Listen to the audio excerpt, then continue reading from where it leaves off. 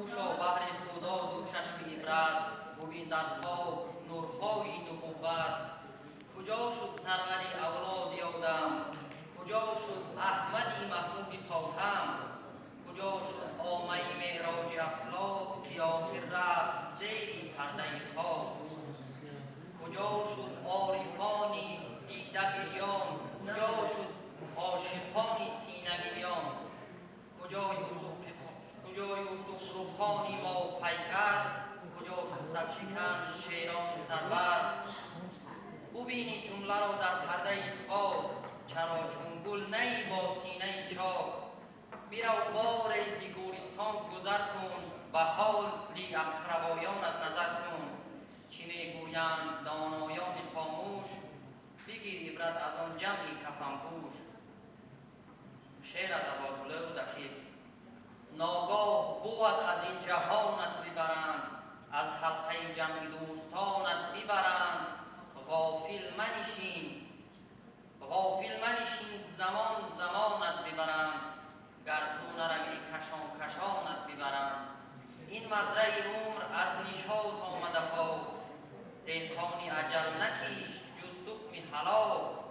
چون دانه گندم همه باسد دل چاک، از خاک برآمدند و رفتند به خاک. آفرین. همین اثرهای نسختان فقط گلستان و بوستان خونده؟ کم کو؟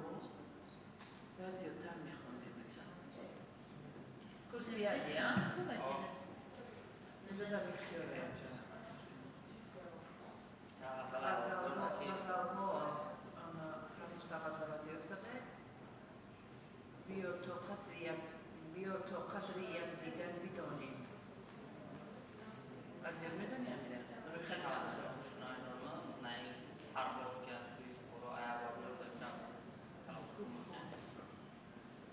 هر بار که از سوی بخارا به من آید، با بوی گل و مشک و نسیم سمن آید. بر هر زن و هر مرد کجا بروزد آن باد، گویی مگر آن باد همه از ختن آید.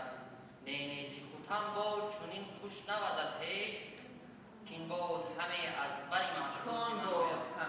کان باد همه از بری معشوق من آید.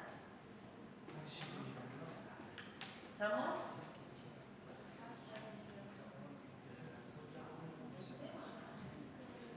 خیلی تفرموها بفرمایید. نیه رستم سفر محمد بدم؟